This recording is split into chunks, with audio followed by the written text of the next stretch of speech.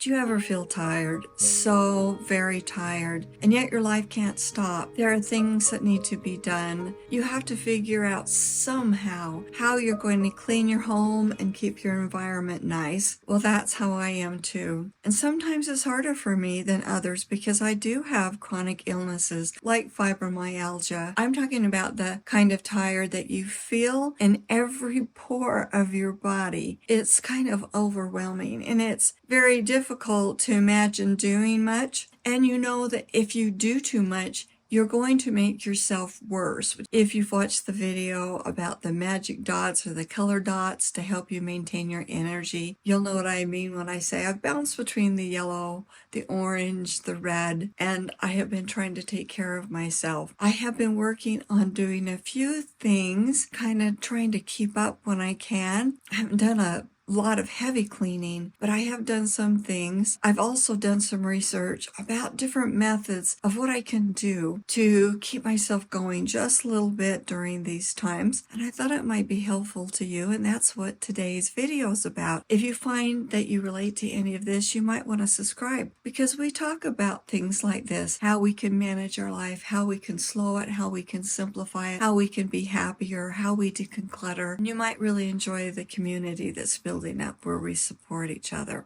I read a really good thought. When you only have 10% and you give 10%, you've really given 100%. But we often feel like we're just not doing enough, that we are letting ourselves and our family down, because we know what our 100%, our true 100% is. And we can see there's such a difference between 10% and 100%. There's 90% missing. In another video, I talked about Casey Davis and her book. She doesn't believe there's such a thing as lazy. You need to understand that she's a therapist. She helps a lot of women and their feelings about maintaining their lives in their home. One thing that they struggle with is labeling themselves as lazy, which is really counterproductive. And so she lists a lot of things that it could be instead. Well, when I did that video, there were some people that came back and said the Bible says that there is laziness and it's a sin. When I thought about what the biblical meaning of laziness is, I believe that what that means is it's referring to people who are refusing to work, who have the capability of working, of doing things, and of taking care of themselves and others, and they are purposely choosing not to. That is very different than the kind of people that Casey sees as a therapist, or the kind of people that I'm talking to in this video. We are people who want to do things. We want to take care of our homes. I think that anyone who is seeking help, who is watching videos, reading books, going to therapists, could not be considered as lazy, because they're trying to do something about it. But they do have the problem of mislabeling themselves, because we do tend to get too critical of ourselves in these times, and it's so easy to slap a label on ourselves, which gets us really discouraged, and then it makes it harder for us to go forward. If you think, okay, I'm going to try to do 10 minutes worth of something that is simple, and you set a timer and it's just 10 minutes. Maybe you can't do 10 minutes. Maybe you can only do 5 minutes. Maybe you only can do 2 minutes. Maybe you're feeling a little better and you can do a half an hour. But it's keeping on top of that and doing some little thing. It will help with your mental state and will help you get less depressed, because you won't feel as helpless and feel as useless. It's really important that you learn to quit before you're tired, because we tend to go until we start feeling overtired, and then it is harder for us to keep going. But if we quit before we're tired, if we know, okay, at 10 minutes I'm going to feel tired, so 9 minutes is my thing, or 15 minutes makes me tired, so 10 minutes, okay. If we become more aware of our body and how we are handling things, then we're going to be more likely to say, I can do 10 minutes, I can rest a half an hour, and then I can do 10 minutes, or maybe I can do 10 minutes in the morning. I need to kind of take it easy the rest of the day, and then maybe I can do 10 minutes at the end of the day. So just being really aware of how you're feeling will help you to be able to do better. And then maybe you're doing something really simple. This morning I went in and got dressed, and I saw that there was a pile of clothes on top of my hamper, which is really unusual for me. I normally take off the clothes and do something immediately with it, but I was just feeling so sick and so tired That's all I could do was put the clothes on top of the hamper. Well, in the morning I was feeling a little bit better. I thought I'm going to take this moment and take a couple of minutes, and it took me maybe 2 or 3 minutes, and I'm going to put the dirty clothes in the hampers, and I'm going to hang up the clothes that are not dirty. And it made me feel a lot better. So then I came in and rested after that because I knew if I kept going, it would make me too tired. And then I went in and I got dressed. I decided I'm going to put some makeup on today because yesterday I didn't, and I think it made me feel worse all day long. Well, I'm doing that minor thing for myself. I have found that that is a really good time to clean my sink because it doesn't take very long. And I always keep supplies to clean my bathroom in a bathroom cabinet so I don't have to go anywhere. And I use some of the antibacterial wipes. I know they're not recyclable and that'd probably be better. I use washcloth and everything, but you see, then I have to wash those things. So if I get out the antibacterial wipe and I get one and I quickly wipe down the sink and maybe the countertop, then it makes me feel better, and I've only taken a couple of minutes. If I look in and I see the toilet is dirty, I have some this Lysol squeeze stuff, and I squeeze it in there. If things are really bad, I just leave it and then I flush it. But if it's not terrible, I can then get my little scrubber and wipe it down in there. Then I kind of look to see how does the rest look. If it looks like it needs to be clean, I'll get one of those wipes and I'll wipe it off. And then I have taken maybe 5 minutes. So in that less than 10 minutes, I have wiped up my sink and I have cleaned the toilet, which are important things to do because of my health. And even if it seems hard to put that container of those wipes away, keep the container of wipes by your sink so you don't even have to have that mental effort, because when you're that fatigued, sometimes you can't even think to do it. So putting it on the counter temporarily may be just the thing that you need so you can do that one thing. If you have the toilet cleaner, instead of putting the toilet cleaner in the cabinet, which you would normally do, put it there by the toilet so when you go to the bathroom and you flush it, then you can go, I need to do this, squirt it in there. Then the next time you go in and go to the bathroom, you get your little brush and you go like that, and then you've managed to clean the toilet bowl. When you're deciding what to do, put a number from 1 to 3 or 1 to 5 on all the tasks that are in that room. Like in the bathroom, there's cleaning the sink, cleaning out the countertop, there's cleaning the mirrors, there's sweeping the floor, there's dusting the bathtub, and I dust the bathtub mostly because I don't use it very often. There's dusting the artwork, the shade, there's mopping the floor, there's cleaning all of the woodwork, there's cleaning the light. So there are a lot of chores that can be done in the bathroom, and to have the bathroom perfectly clean, I would do all those things. But when I'm tired, I shouldn't even try to do those things. I choose to do the things that if I don't do them could create a health risk, and I forget about the other things until I'm feeling better. Like if we look at the kitchen is one of those places too where it could be a health problem. I'll make sure the dishes are done. And when I'm having times like this, when I don't feel well, I can tell my husband, I'm in the yellow, I'm in the red, I'm in the orange, which is this made up state between yellow and red. And please do watch that video. This will make so much more sense to you if you watch this. But I can say to him, Gary, I'm in the red. And he knows, wow, you shouldn't be doing hardly anything. That's when he'll really help me keep the kitchen more picked up and the dishes done. When I'm feeling better, I go in and do it. But when I go in the kitchen and I'm feeling this way, I will usually wipe off the countertops because my family just doesn't notice that as well, and that could be a health hazard. So I will, get a clean washcloth and my little spray, and I'll clean off the countertop, and that is my less than 10 minutes. So when I go in a room and I'm feeling like this and I feel up to doing stuff, I'll do my less than 10 minutes, and I'll choose something that either is a health hazard or something that's truly annoying me. Like maybe I'll go in the family room, and my granddaughter spends a lot of time in there, and so she always throws around the pillows and things. I will put the pillows back. Even if I can't do any dusting or anything else, I'll put the pillows back, and then the room feels a little bit better. Something you can do for yourself that helps you with these 10-minute plans is to make sure that you're keeping the cleaning supplies really close so that you can easily grab them, because having to go somewhere and get them, like if I have to go upstairs to the laundry room and get things, then I've used a lot of my energy just going up the stairs and coming back down. But if I keep the cleaning supplies for the kitchen under the kitchen sink, then I'm all set. An idea that I read yesterday that I thought was really great, like we have a little place in our couch where you could put things. I could put a microfiber cloth in there, or if you don't have something like that, then you can have your basket or your little pot or whatever it is to keep your remote controls, and you could keep a microfiber cloth in that, so that if you're in the room and you're looking around and maybe you feel like this thing because it's bothering me, you don't have to go anywhere to get the microfiber cloth. That cuts down the energy that you need. And so if you look at every room and you think, what would I need to be able to clean this room, and you put that supply there or hide it somewhere, it's going to make it easier for you. Get supplies that make things easier for you.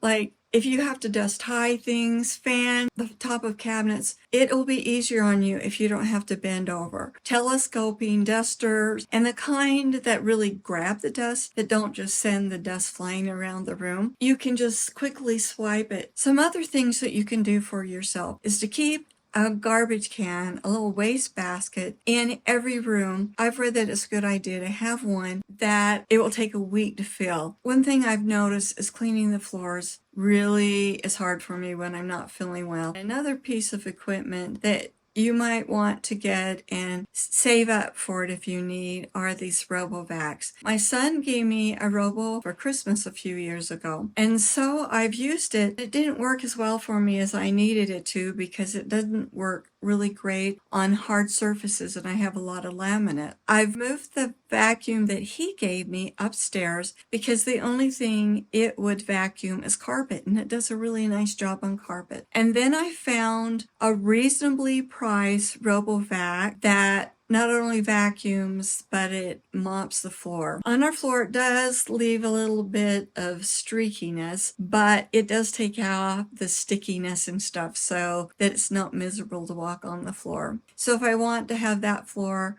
vacuumed, I just have to go down and do things like get my drapes off the floor, and I lift a few like baskets and things off the floor so it can go underneath there. And then later when I'm feeling better, it might even be the next day, I'll go down and I'll put everything back the way it was. And so that vacuum has really helped me because I don't feel the pressure to get out the vacuum that I have to push around. It will push me too far and I will have a hard time recovering from it if I do that. And before I got that vacuum, the floors were going too long in between cleaning. I mean, maybe even weeks, 2-3 weeks. I had one time when I was so sick it went months because my family is not so helpful with the floors. This was something I did for myself that was worth the money. A steam cleaner is really a good thing if you have floors to mop because it's so easy. You plug it in, you wait for it to get ready, and then you just really quickly go over that, and it just takes everything up in a flash. You're not having to push hard. And so that is one of the best things I've bought for myself because mopping was so hard for me. Another thing that I do that is really helpful to me, and it makes it so I rarely have to actually clean my shower. So I keep some cleaning supplies in my shower, and every once in a while I'll use the cleanser that has some bleach in it and spray it around the edges and some of the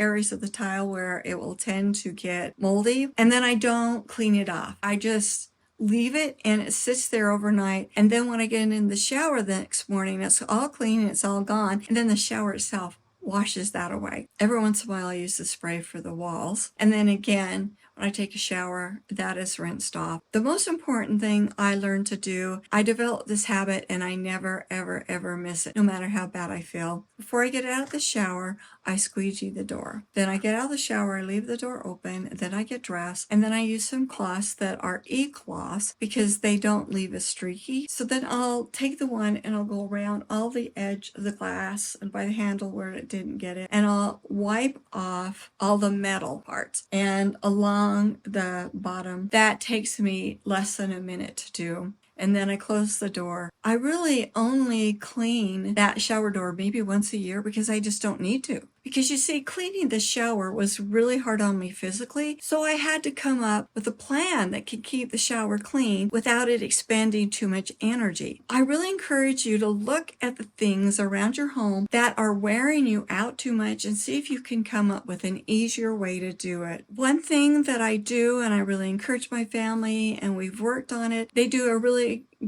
pretty good job of keeping all the flat surfaces decluttered, because nothing will make the house look dirty when it maybe not even be dirty is to have clutter around. And I have found that if there's a spot where, like, my husband was always leaving his keys, then I put a bowl there so he could put his keys in the bowl, and then it doesn't look messy. There's a spot on the bar where he was always piling things up, and it was just bothering me, and I tried to put it away, and he kept putting them back. And finally I said, I'm not going to fight him on that anymore. I got this basket, which was big enough. Now all the stuff that he tended to leave in the area, it's in the basket, and he knows it's in the basket, and he's better about putting it in the basket. But guess what? If I come along and he's been leaving stuff, I'll just put it in the basket really quick and easy, and then it looks clean. And I have a chair at the top of the stairs, or if I find any of my daughter's things or my granddaughter's things, I'll put it on the chair and my daughter knows to take it downstairs, and then I'm not having to expend my energy. One thing I've found is that I just don't have to dust as much as I thought I did. My mother trained me to dust every week, and when I'm feeling well, that's great, and I use my easy duster and go around and do it. But if I'm not feeling well, I just forget about the dusting. I just leave it off, and I concentrate on things that feel more important to me,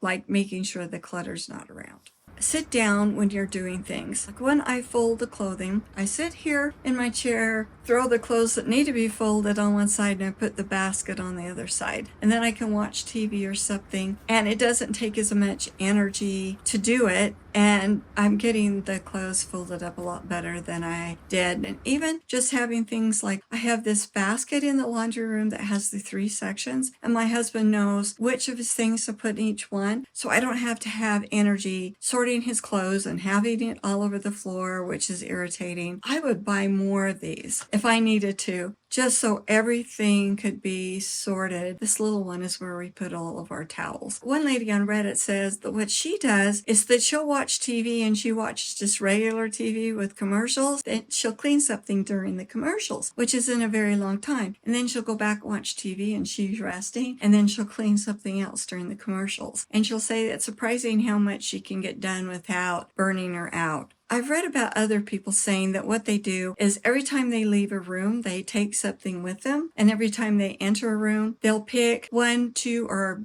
3, whatever, very small things that they'll do when they enter the room. And I kind of do that. Like over here on my desk, I have a pile of things that need to go downstairs. Instead of worrying about, oh, here's this thing and I'm going to take it downstairs, which uses a lot of energy, I'll put them there, and then when I can, I'll take them downstairs. Sometimes if things really need to go downstairs, I'll take them out and put them on the top of the banister, which then is a signal to my husband that, okay, Roseanne needs to help with this, and he'll take them downstairs. If I have any glasses or dishes from meals, I put them on the top of the desk. He always knows that if I put them there, he needs to take them downstairs. And so he's really good about that. And you can work out things with your family to know what you need. And again, that video where I teach you about color dots to maintain your energy is really helpful, because I can say to him, I'm in the yellow, I'm in the red, and he knows what I mean by that, instead of just saying I'm tired. What does it mean to be I'm tired, or to say I don't feel well? What does that mean? Do you just have a little headache? Are you really, really sick? Do you have a flu? What does it mean? So to be able to use those colors to identify how you feel is really helpful, and particularly when you're trying to manage or direct the activities of keeping your home clean, tolerable. I think that I would recommend that if you're in these situations that bring this tiredness or this fatigue that is a little bit difficult to manage, forget about perfection. This is not the time of your life to try to be perfect. This is the time of your life to say, doing something is better than perfection. You can break tasks into pieces. So like, say you need to empty your dishwasher. You could take the dishes out of the top rack and put them on the counter. And then later, take the dishes out of the bottom rack and stack them on the counter. And then later, put the dishes away. You're breaking it into manageable pieces, but you are moving forward. For people that are really struggling with this, using paper products and disposable items might be what you need to do because you need to keep yourself safe and you can't use dirty dishes. If you're really having a hard time with things being picked up, keep a basket in each room for you to throw things in. Instead of thinking, I need to take it around, put it away, which might use more energy than you have right now. But if you keep a basket, and don't worry about it being unsightly, because when you're feeling well, you might not need that basket. But you're going for being able to take care of yourself, keep things as clean and healthy as possible, and not get down on yourself. I would say those are our 3 goals. Here's a video I talked about where you can learn to maintain your energy or track your energy with the colored dots. And here's a video that YouTube, that knows you so much better than I do, feels that you're really going to enjoy. And I'll see you next time. Bye.